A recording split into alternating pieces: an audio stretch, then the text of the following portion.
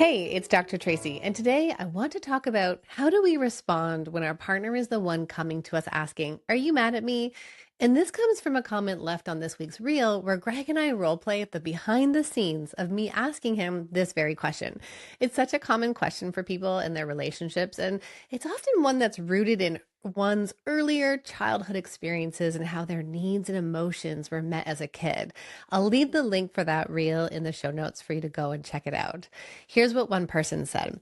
As the one always being asked, what about the spouse taking a pause, self-reflecting for a bit and asking him herself that very question? It can be exhausting to always be the one to get them to self-assess. And oof, I thought this comment was just so real because, of course, what shows up repeatedly in our relationships can often feel exhausting. And so I want to do this briefly. It's one of my favorite analogies. We know that in our brain, neurons that wire together fire together. And this is something that repeats throughout our lifetime. Here's a simple example. So I've got my yarn here, my pink yarn. If you're watching, you can see me do it. So here's an example. You come home, that's a fire in your brain. You come home, you see the fridge, you open the fridge and you eat something. That is something that's wired together.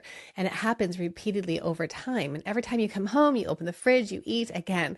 This is the neurons, they fire together and there's a wiring. So people who are listening, I've got this pink yarn wrapping around my two fingers. And over time, that yarn is becoming thicker and thicker. This is also what happens in our brains around our relationships. So here's what it might sound like. It might sound like I see my parent upset. I feel my body tense. I tell myself it's about me. Or a partner sighs, my body tightens, and then I snap or I shut down. And again, this happens over and over again. Now, not being in that relationship, we are having to create new wiring, and this does take time. So I think it's really powerful when we can understand what are our brains doing around this. And it's also really powerful to know this about ourselves in relationships. And that is that as we are securely connected, as we come together, we have the power to do this rewiring for the both of us. And that right there, that's all about what it means to be vulnerable, what it means to be connected, what it means to grow lifelong in a relationship. I also think it's so important for us to remember that the thing that our partners do, it's often this reflection within ourselves that we're trying to work something out. So someone who asks repeatedly, "Are you mad at me?" There's something deeper that that person is working out when they see something across your face. Here are 3 gentle prompts that you might use if your partner is the one who tends to ask this question. So number 1, your partner asks, "Are you mad at me?"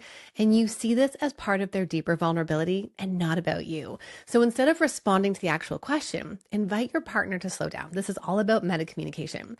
We're not talking about the thing, but instead we're talking about talking.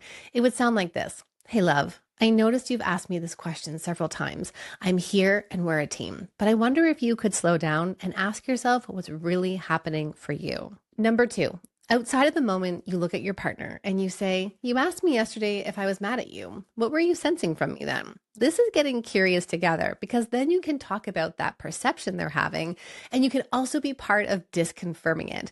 This is the really cool thing about working with couples in therapy because if one partner says, "I feel like he never wants to spend time with me," or "I feel like he's upset with me," I can ask the partner to disconfirm it. So you can then invite your partner to get curious about what they're perceiving from you and you get to disconfirm that for them. It might even sound something like, "It's so interesting that you ask me that because when you come and ask, I'm actually processing something about work. And so I'm wondering if you're just noticing that I'm a little bit standoffish in that moment, but I want to reassure you, it's not about you." And I'm just kind of going with this one again, but it would be you saying to your partner, "I want you to trust that we are okay." And that's an important piece for us to do in this work. Okay, here's a third one that you can consider saying to your partner if they are the one coming to you saying, "Are you mad at me?" Invite them to join in a conversation with you around perceptions and assumptions.